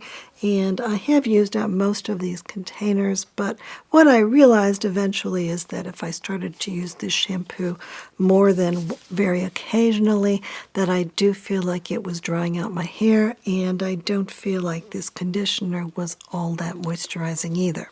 So I feel like this is really more appropriate for people that do not have my dry and fragile hair, and that probably it is a bit better if I just don't use it anymore. I may end up using this shampoo to like wash makeup brushes, but I'm not even sure it probably is that great for my makeup brushes. Maybe the makeup brushes would do better off with the moisturizing shampoo too. I'm not sure. But at least I did give this a try, and I don't find it to be irritating. And so if you have hair that is less on the dry side than mine, then I think this could conceivably be a good product. And then finally, they just gave a general award as Best Indie Brand to Tower 28. And I have tried all of the products that Tower 28 offers, and I think that for the price point that some of these products are pretty good. I wouldn't say that most of them are even approaching being my favorite products in the category, but I do think that they are reasonably priced, and they're not really meant for people that are my age. I think they're meant more for people that are in their teens or their 20s, but I am really glad that there are companies that are out there that are offering products that are reasonably priced and that do have cleaner ingredient lists and that are appropriate for people of a younger demographic that don't have a lot of money to spend on this stuff. And so I am glad that they won that award. And then Allure did give some awards to a variety of different sort of gadget products that are supposed to be good for skincare.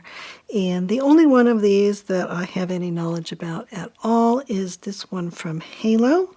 And so this is called the Zip Halo, and it is described as having dual waveform technology that pairs microcurrent for an instant lip with nanocurrent, the secret superpower that works its magic over time to give you lasting skin confidence. And so these people from Zip did reach out to me, and they offered to send me one of these for free, and it is supposed to be $400. And so I said that I would give it a try, and so far I haven't given it a try. And I'm either a little bit more nervous about this or else disorganized, or maybe a little bit of both. But I am interested in trying this, and so probably what I'm thinking that I will do is to just try using this on one side of my face as they direct for a couple of months and to see if we see any difference in this. I think that that could be an interesting experiment that is similar to the one that I did with the Augustina Spotter. And I did convince myself that I liked that Augustina Spotter product, and I have continued to use that one on both sides of my face. And so maybe it is time to do another experiment to see if a product like this actually does anything. So we will see how I do with this. And in terms of brushes, the one brush that won an award that I do have is the Jones Road Blush Brush.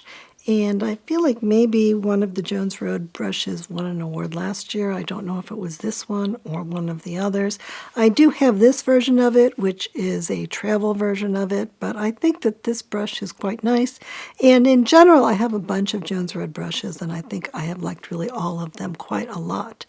These are made in Italy, and I think if we compare these to really all of the other synthetic brushes that I have, I really think these may be the best. I do also like the BK Beauty ones. I like the Sephora Pro ones. I like, for instance, the RMS ones, and I've tried a few of the Westman Atelier ones. Those are pretty nice, but they are really, really pricey. The Jones Road brushes are a little bit less pricey, and I think that compared to all of the brushes that I've tried, that these have been quite good, and so I think that this could be a deserved award. And I actually do use this particular blush brush in particular quite a lot. And then there are a few other brushes that won awards, and I don't have their particular brushes, but I have tried the Say brushes. I do have several of those, and I do really like the Say brushes. I think that they tend to be really good in terms of brushes like this, that you buff things into the skin. I use this one actually quite a lot. And then other companies that won awards for their brushes are Ilia. I don't think I've ever tried an Ilia brush. Makeup by Mario. I don't think I've ever sprung for any of their brushes. Patrick Ta and Ulta. And then Sarah Creel has a quite expensive brush. Her brushes, I think there's a couple of different ones, and they are expensive. But I've been happy enough and found her products to be successful enough for me that I would be willing to spring for a brush from her. Maybe I will think about doing that for the Sephora sale too, because so far she has earned a lot of credibility in terms of how well her products are performing, as long as, like the lipsticks, they don't have synthetic fragrance in them. Another product that I have tried that won an award is the Beauty Blender Original Makeup Sponge for $20. And in general, I tend not to use a makeup sponge to apply makeup. I think that I don't mind the way that it looks, but what tends to happen for me when I use a sponge is that even after I wash it out and I let it dry, the sponge never really feels good to me. I feel like it's always a little bit contaminated with some kind of mold or something, and so that makes me just not want to use a sponge at all. And I think that that Beauty Blender one was fine. That was a Reader's Choice Award, so that doesn't surprise me, because certainly Beauty Blender is a very popular brand with regard to sponges. I see that Tweezerman won an award for their slant tip tweezers, and I do really like those quite a lot. I think that compared to all of the other tweezers that I've used in my life, that those have been really terrific. That is a product that was recommended originally to me by Bobbi Brown in terms of things that she mentioned on her website, and she did some ads for them, and I think she's right. I think that that is much better than all of the other tweezers that I've tried. And in terms of laundry, they are recommending for people that are interested in cleaner products the Tide Free and Gentle Liquid Laundry Detergent. And my own experience is that the product that I like the most in terms of liquid laundry detergents is BioClean Sport, and I do feel like my clothes feel really, really good when I do use that. But if I have clothing that has stains on it of any kind, then I do actually use this Tide Free and Gentle Liquid Laundry Detergent, and I do feel like that tends to be really successful at getting stains out, and I don't generally feel like my clothing is problematic, even if I do use that Tide version. And then in conclusion, I have some summary lists. So first I have my grades for all of the Allure Best of Beauty makeup winners that I've tried so far. And then I have my grades for all of the Allure Reader's Choice makeup winners that I've tried. And then my grades for all of the other products, including the skincare that I have talked about in this video. And then we have the additional makeup tools that won awards that I haven't tried yet, and then the makeup products that won awards that I haven't tried yet. And then we have some lists of all of the many skincare products that I haven't tried yet and that I didn't talk about in this video. And so if there are any of these that you have already tried and that you have liked, or that you find to be really interesting, then please let me know which those are, because I would be interested in trying those out myself. So thank you very much for watching all the way to the end of the video, and please let me know if there are any products that we brought up that you have tried out or that you think that you would especially like to see me try. In addition, if you haven't subscribed to the channel yet, then I hope you will go ahead and do that. And if you like this video, then I hope you will hit like, because supposedly that helps the algorithm.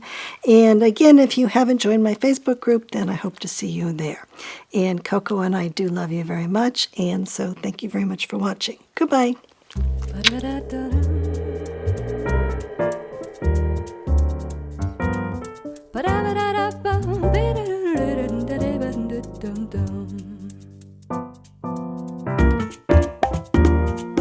La ba da la la la bum